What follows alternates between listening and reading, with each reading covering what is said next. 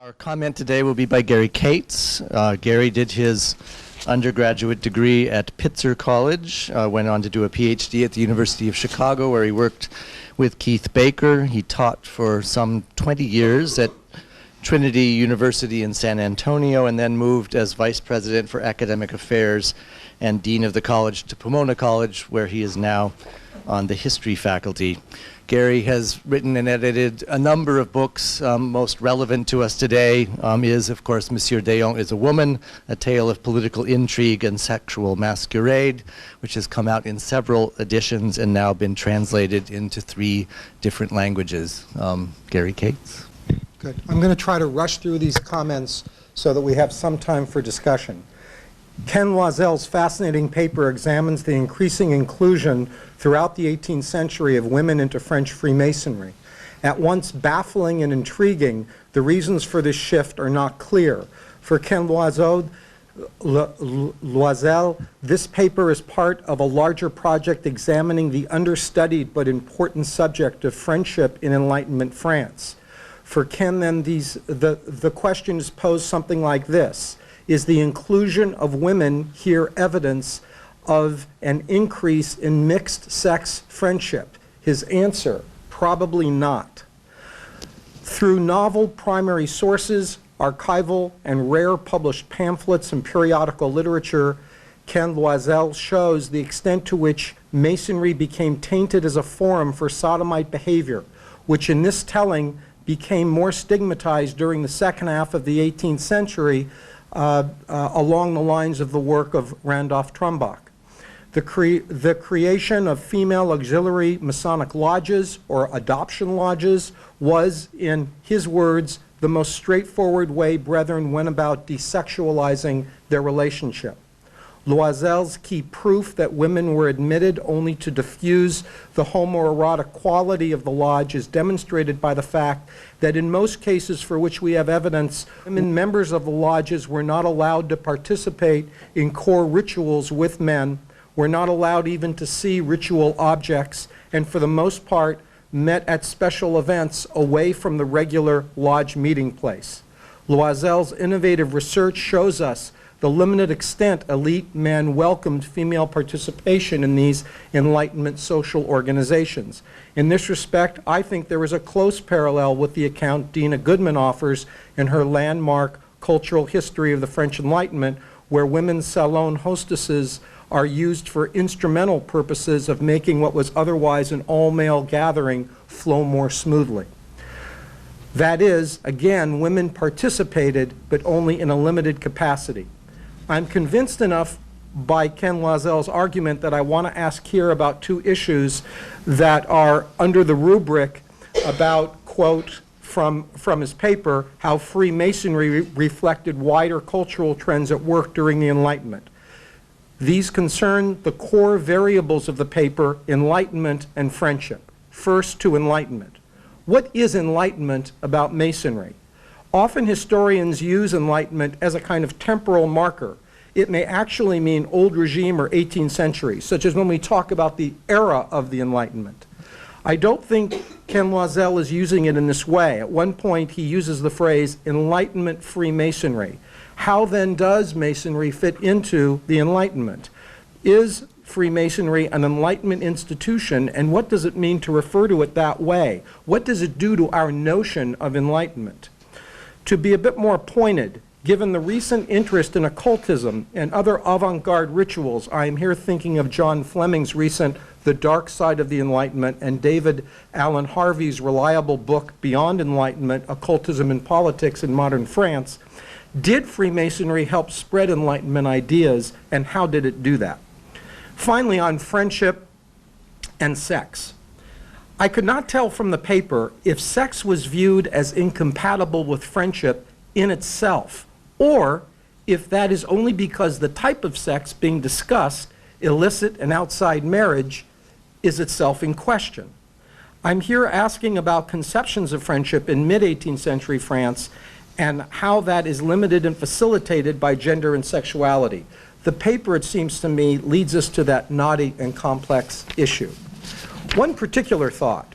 When I think of Enlightenment friendships, I think automatically of epistolary relationships, not ones characterized solidly by face-to-face encounters.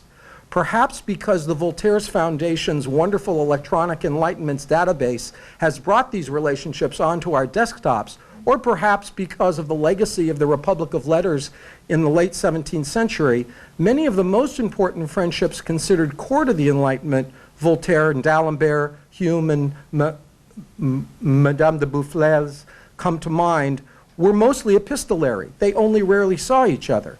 This is true even in the case of, say, Hume and Adam Smith, who wrote each other much more often than they visited with one another. Obviously, sexuality and gender must be affected by this epistolary rather than the physical quality of the relationship. But how exactly?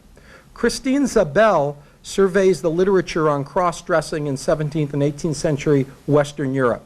This is a timely project because with Sylvie Steinberg's 2001 study, and even more with the groundbreaking research of Rudolf Decker and Lottie Van de Poel, we are now familiar with far more cases in many more countries than was the case even a short time ago.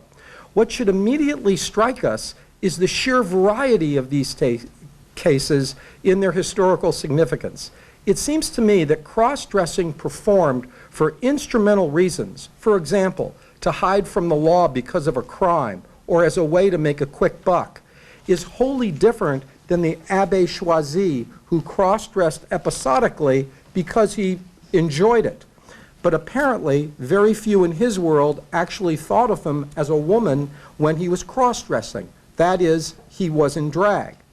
And then there is, of course, someone at the other extreme, like the Chevalier d'Eon, who reportedly hated women's clothes and only wore them, according to her, so that she could pass as a woman who she felt she was becoming. At first, Christine Zabel unites such different situations as exhibiting failed gender roles, disguising gender, and cloaking sex. But by the end of the paper, she has arrived at a more sociological analysis. By turning gender roles upside down, she tells us, the cross-dressed also shows the truth about gendered behavior and its boundaries. By transgressing these boundaries, the disguised makes apparent to the world and shows the difference between appearance and inner world, and therewith uncovers true and false affection. In her reading, the cross-dressers are radicals, subversives, challenging the conservative, stubborn authority of the Ancien Régime. Quote, in dealing with cross-dressers, we can see the old regime struggle with the dangers of altering or changing the given social and hierarchical order, unquote. Perhaps because I've spent way too many hours reading the memoirs of the Chevalier d'Eon, and I fully admit that she is not typical of the cross-dressing phenomenon at issue here, I have a slightly different perspective. I would like us to consider that old regime's Baroque culture enabled cross-dressing and gender experimentation rather than suppressed it. After all, not mentioned in Christine Zabel's short paper, is the greatest female transvestite of them all, who became the founding militant for the French nation, old regime and revolution alike. I'm speaking, of course, of Joan of Arc, whom the English charged and found guilty of cross-dressing in men's clothes. She demanded, I'm quoting the Abbé Guillon in his 1740 History of Amazons, that Charles VII permit her to wear men's clothes and to take up arms among the French troops, unquote. Our concern here is not with the historical fact of what Joan did or did not do.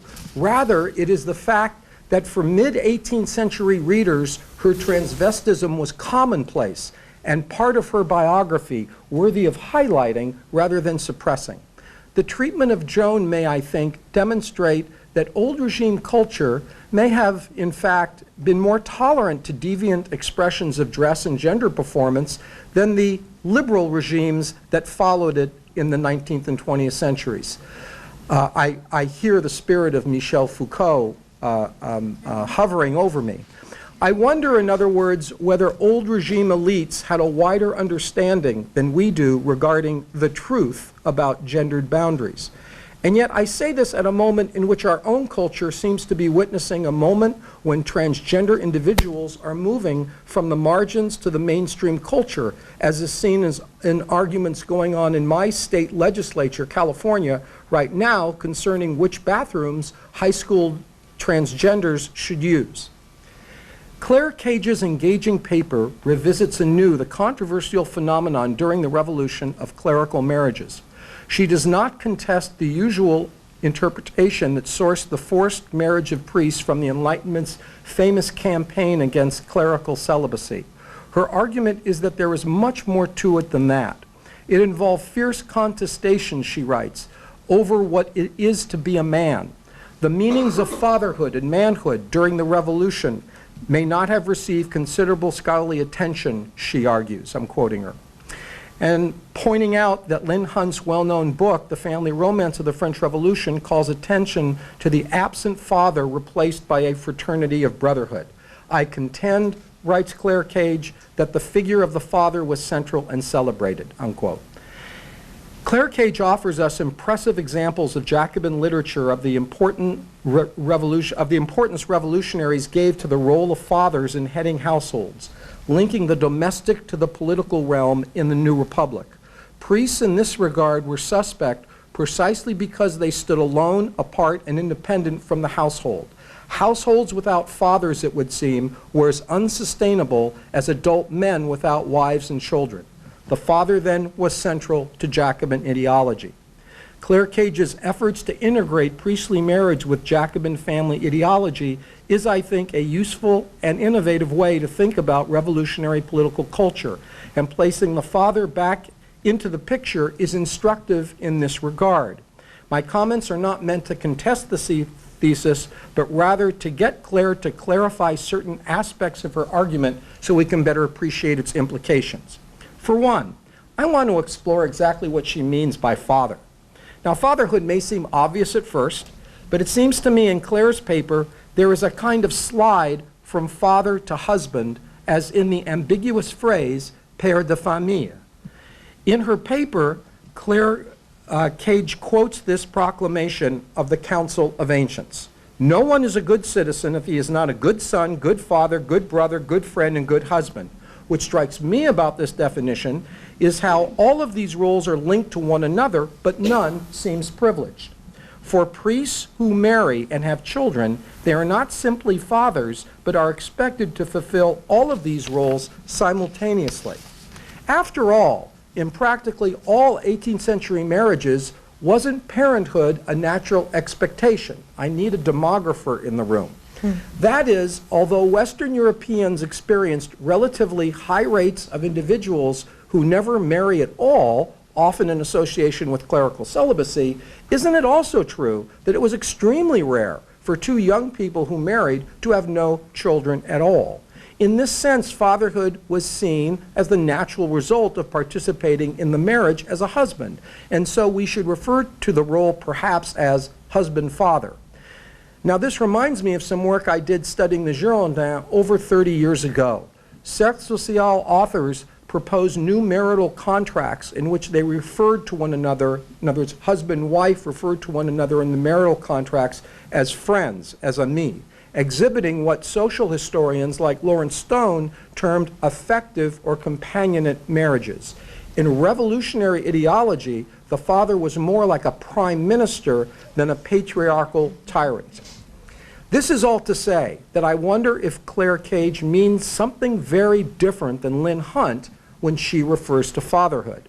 Although it has been a long time since I carefully read Family Romance, I recall Lynn Hunt's portrayal of fatherhood as emphasizing the legal and political authority fathers held over their children, often adult children, and the need of the brothers to assert their independence from the authority of the father. The father is tyrant, the father is absolute monarch of the family. Lording over wife and other children seems a very different phenomenon than the one presented here with regard to married priests.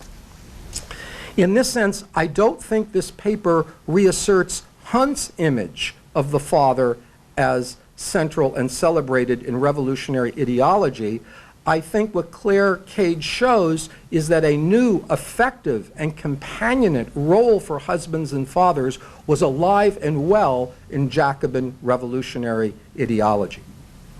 One of the aspects I appreciate in each of these three papers is how concrete their rendering of masculinity and gender is, and how well they locate such a vast and complex subject within familiar territory in 18th century French culture and politics. It has made the job of the commentator much easier.